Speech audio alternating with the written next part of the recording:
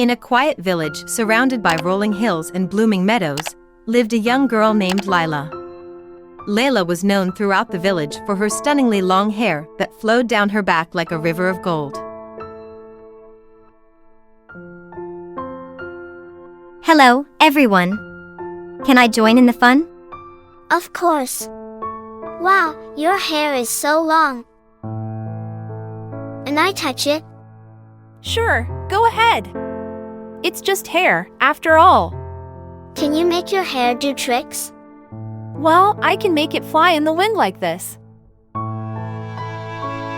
Whoa, that's amazing.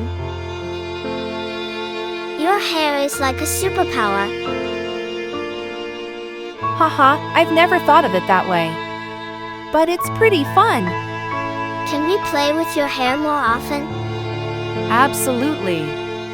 I'd love to play with all of you. And you're all pretty awesome too. Let's make some great memories together.